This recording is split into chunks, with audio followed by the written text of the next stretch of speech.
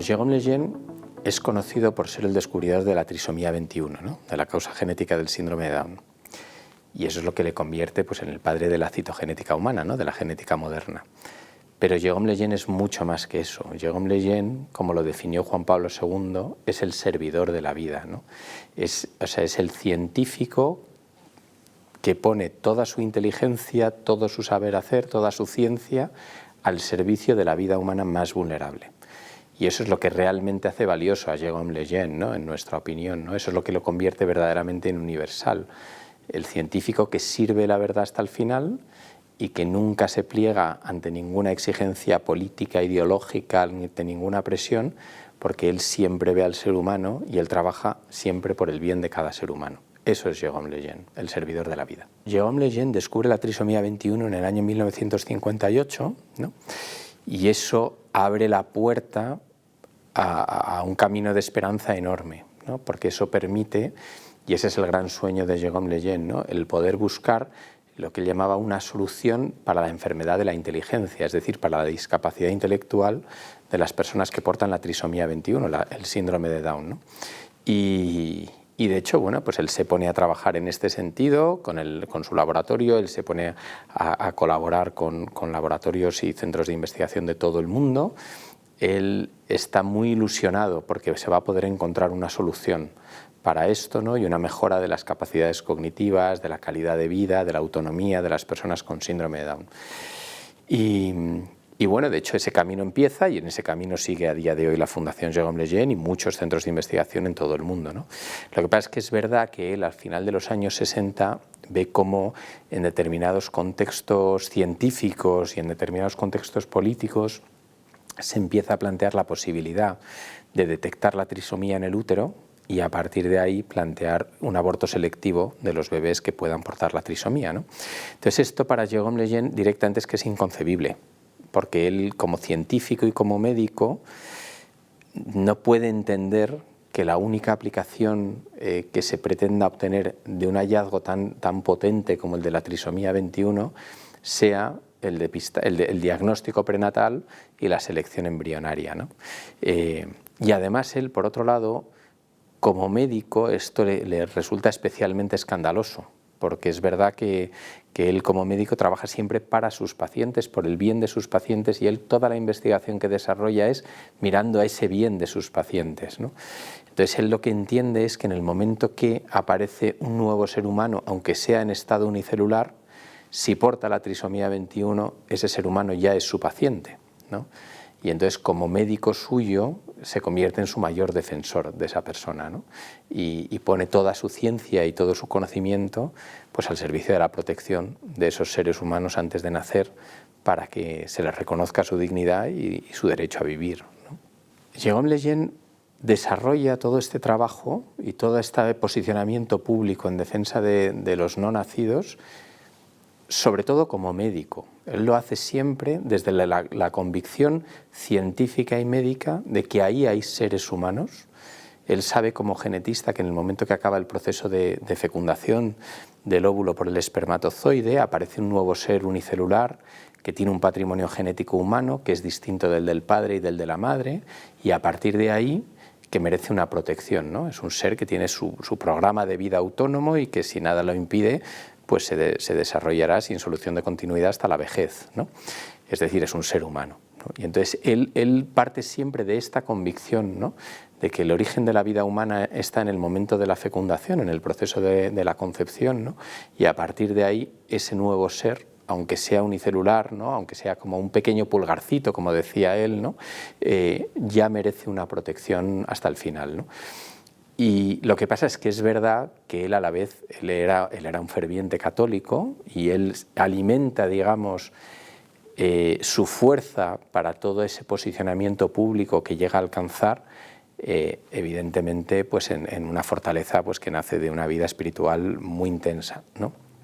Y es verdad, eso le lleva de manera muy consciente a renunciar pues, a todas las glorias terrenas, podríamos decir, ¿no? O sea, Jérôme Lejeune probablemente es el mayor científico francés del siglo XX, es el padre de la genética moderna. Jérôme Lejeune, lo más natural es que hubiese recibido el Premio Nobel de Medicina, ¿no? Y de hecho, bueno, él cuando tiene el primer posicionamiento público en el ámbito científico a favor del no nacido con trisomía 21, ¿no?, que es en el año 1969, cuando recibe el premio William Allen, que es el premio de la Sociedad Americana de Genética, esa misma noche él escribe a su mujer diciéndole: hoy me he jugado el Nobel, ¿no? Jérôme Lejeune tenía una intensa vida de fe, aunque él nunca actuaba en el ámbito público desde la argumentación de la fe. Él siempre argumentaba desde la ciencia, ¿no?, y desde la razón, pero en el proceso de beatificación de Jérôme Lejeune, que se ha iniciado por la Iglesia Católica, se ha constatado que hasta en 2 ocasiones no le dieron el Premio Nobel de Medicina para no darle demasiado poder político, que es algo que a Jérôme Lejeune no le interesaba nada, ¿no? O sea, él es un médico, él lo que quiere siempre es mejorar la calidad de vida de sus pacientes y asegurar, en la medida de lo posible, bueno, lo que él llamaba la curación de la enfermedad de la inteligencia, ¿no?, el buscar algún posible tratamiento para mejorar su autonomía y su capacidad cognitiva. Jérôme Lejeune, a partir del año 69, tiene un posicionamiento público muy fuerte para hacer entender a la sociedad, a los legisladores, a los científicos, ¿no?, que el no nacido debe ser protegido siempre, ¿no?, el ser humano no nacido, ¿no?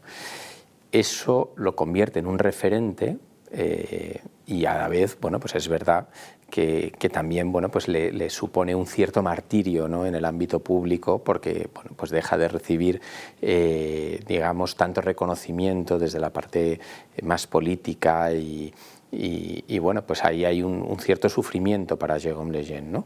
De hecho, llega a dejar de percibir financiación pública para su laboratorio, ¿no?, que probablemente estaba en el top 10 de los grandes laboratorios de genética en Europa en esos años, ¿no?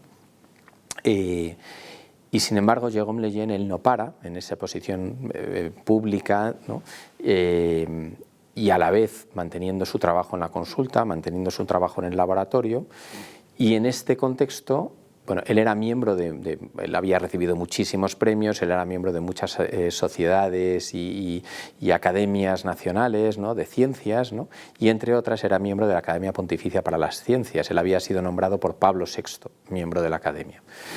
Y en el año 1978, cuando Juan Pablo II llega al papado, en su primera reunión con los miembros de la Academia Pontificia para las Ciencias, ¿no?, que eran, bueno, grandes científicos, no necesariamente católicos, de hecho muchos de ellos no lo eran, que estaban ahí asesorando al Vaticano en materia de ciencia, cuando él se reúne con ellos, Juan Pablo II se queda muy impresionado de Jérôme Lejeune, ¿no?, y de la inteligencia y de la sencillez de Jérôme Lejeune, ¿no?, a la vez. Y de hecho, a partir de ahí, pues nace una relación, ¿no?, por la cual Jérôme Lejeune no se atrevía a decir que era amigo de Juan Pablo II, pero Juan Pablo II sí que hablaba de él como su amigo Jérôme, ¿no? Y bueno, pues se convierte en uno de los grandes asesores de Juan Pablo II en materia de ciencia, hasta el punto que, por ejemplo, cuando Juan Pablo II inicia toda la diplomacia para el deshielo de la Guerra Fría, él lo hace a través de la ciencia, a través de los miembros de la Academia Pontificia para las Ciencias, y a quien envía al país, digamos, a la misión más complicada, ¿no?, que era la visita y la reunión con el presidente de la URSS de ese momento, que era Brezhnev, es a Jérôme Lejeune, ¿no?, que se reúne con Brezhnev y le hace entender cuáles serían los riesgos de una guerra nuclear, ¿no? Y bueno, y como esto, pues en tantas otras cuestiones, ¿no?, desde, por supuesto, toda la cuestión de la liberalización del aborto, la despenalización del aborto, la promoción de la contracepción, pero ya tantos temas como que ya se apuntaban, desde la clonación, la eutanasia, ¿no?, grandes cuestiones de bioética que a día de hoy están encima de la mesa, ¿no?, de manera como muy palpable, ¿no? Y Jérôme Lejeune, bueno, pues era uno de estos grandes asesores de Juan Pablo II, tenían una relación muy estrecha, hasta el punto que en esas conversaciones que tenían entre ellos, ¿no?, de manera muy continuada, surge la idea de crear un órgano pontificio que estuviese directamente al servicio de la vida humana más vulnerable. Y ahí nace la Academia Pontificia para la Vida, ¿no? La Academia Pontificia para la Vida es una idea que ellos van fraguando en sus conversaciones, y que cuando a Jérôme Lejeune en el año 1993 le diagnostican un cáncer, ¿no? Un cáncer de pecho, que de hecho se lo llevó en muy pocos meses, él murió el 3 de abril de 1994, ahora se van a cumplir 30 años de su muerte, pues Juan Pablo II acelera la creación de la Academia Pontificia para la Vida, nombra a Jérôme Lejeune primer presidente vitalicio y le encomienda la constitución de la Academia, ¿no? Y Jérôme Lejeune pone en el centro de la Academia algo que para él era muy importante, ¿no? Que era el juramento de los servidores de la vida. Jérôme Lejeune entiende con Juan Pablo II que todo miembro de la Academia Pontificia para la Vida tiene que ser una persona que inequívocamente esté dispuesto a defender la vida humana más vulnerable siempre, ¿no? Y esto incluye el no nacido, incluye la persona con discapacidad, la persona en situación vulnerable, la persona en el trance final de su vida, ¿no? Siempre hay que poner en el centro a la persona y su dignidad. Y esta es la idea del juramento de los servidores de la vida, ¿no? Y así nace la Academia Pontificia para la Vida, con Jérôme Lejeune como primer presidente, que duró muy poquito, porque de hecho enseguida, en cuanto se queda la Academia constituida, los estatutos escritos, los miembros nombrados, él fallece. Sí. En el fallecimiento de Jérôme Lejeune pasa algo muy bonito, ¿no? Y es que bueno, Juan Pablo II sintió mucho la muerte de Jérôme Lejeune, tan repentina, ¿no? Porque él tenía la sensación de que seguía necesitando los servicios de Jérôme Lejeune en unos años, bueno, pues tan complicados para la defensa del no nacido y de las grandes cuestiones de bioética que se estaban planteando, ¿no? Y de hecho, al día siguiente de la muerte de Jérôme Lejeune muere el 3 de abril, que es el domingo de resurrección. Él muere la mañana de resurrección, ¿no? Y al día siguiente Juan Pablo II envía al arzobispo de París, el cardenal Lustiger, una carta de condolencias, pero donde expresa en 2 párrafos de manera muy bonita, ¿no? Y muy sencilla el carisma de Jérôme Lejeune, que es un nuevo carisma al servicio de la Iglesia, al servicio de la sociedad, que es el servidor de la vida, es decir, el científico que pone toda su ciencia, todo su conocimiento, todo su trabajo intelectual al servicio de la vida más vulnerable siempre. El proceso de beatificación de Jérôme Lejeune empieza relativamente rápido y ha avanzado de manera, bueno, pues casi vertiginosa, ¿no? Para lo que son estos procesos, ¿no? De hecho, la fase diocesana se cerró en el año 2012, ¿no? En París, y con toda la investigación realizada, a partir de ahí se realiza la positio, se deposita en Roma y en el año 2021 se le declara venerable. De hecho, el trabajo parece que estaba ya preparado, ¿no? Durante el año 2020 hay muy poca actividad por el COVID, ¿no?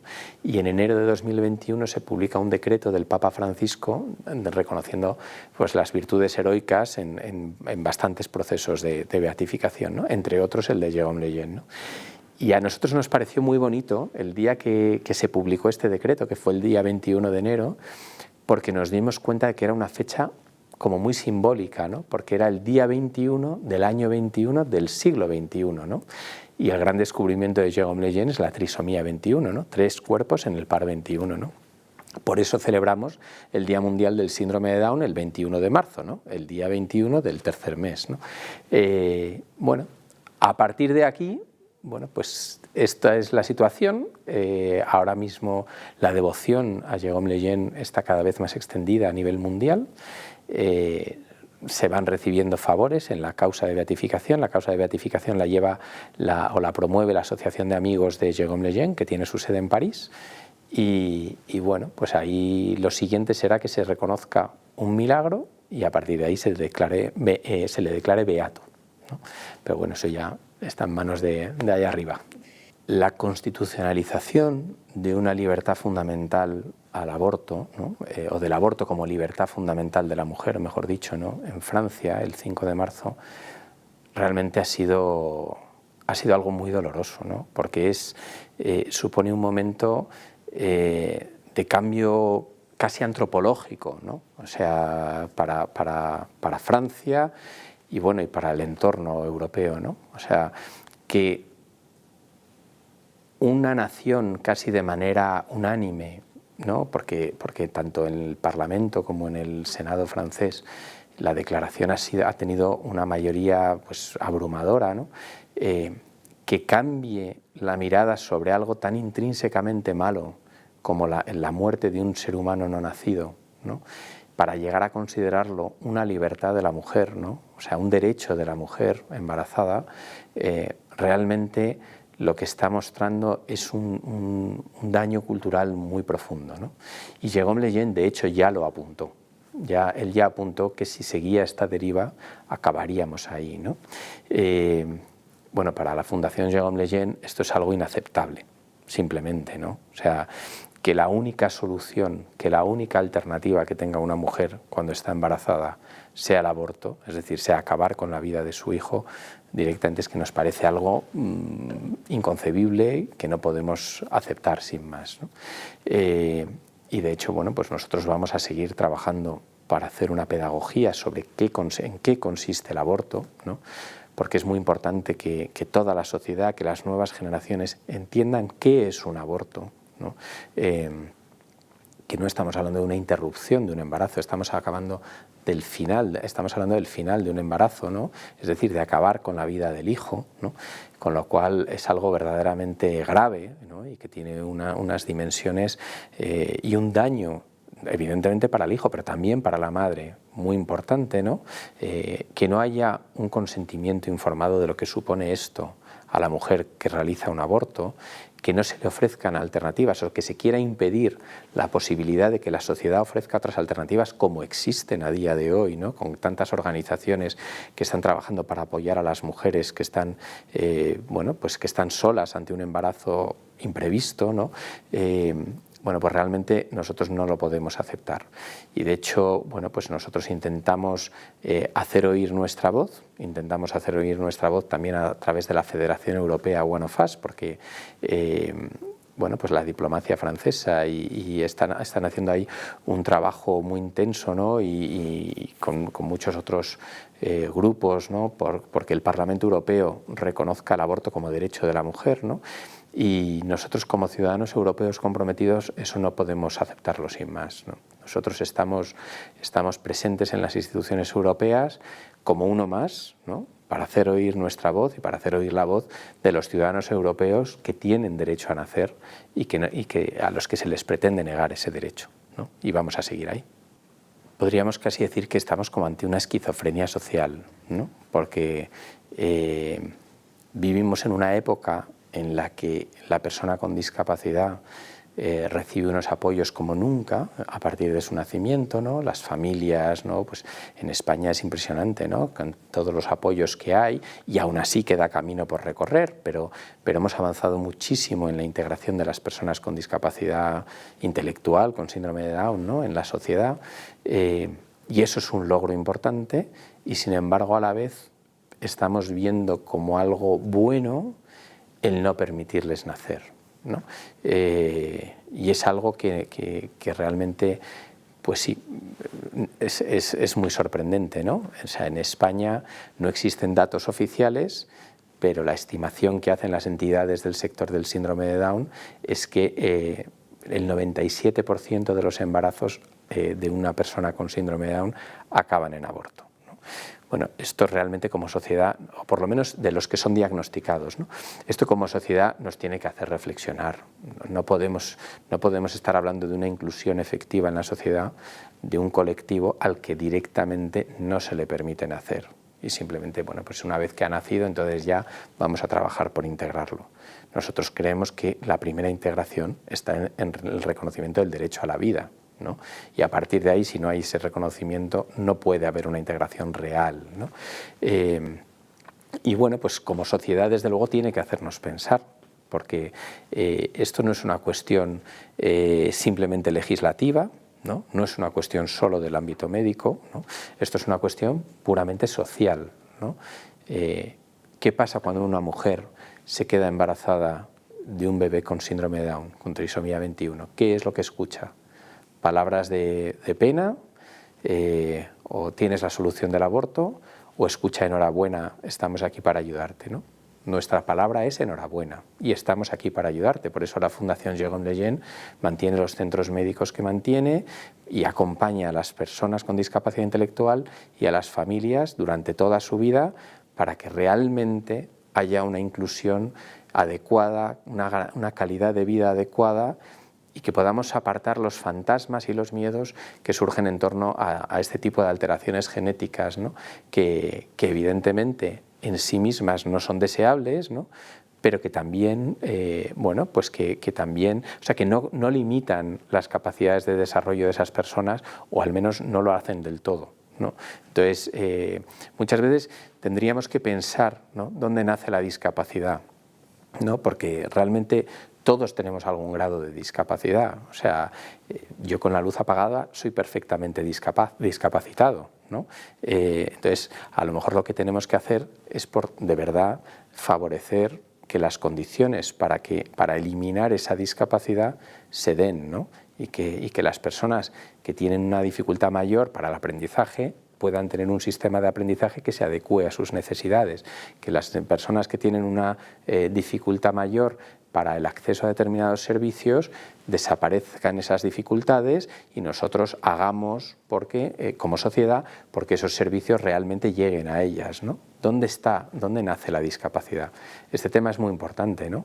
¿Es la alteración genética o la alteración genética es una condición que simplemente supone un reto y a partir de ahí la sociedad entera se tiene que poner al servicio de esa persona para garantizar que su inclusión sea real desde el primer momento, que es el momento de la concepción? La Fundación Jérôme Lejeune se crea a la muerte de Jérôme Lejeune, ¿no? Y se crea porque las familias de sus pacientes le piden, en el propio funeral, le piden a la viuda de Jérôme Lejeune y a su familia que no les dejen solos, ¿no? Porque Jérôme Lejeune era el médico, era el investigador, pero era mucho más que eso, ¿no? Era el gran defensor, ¿no?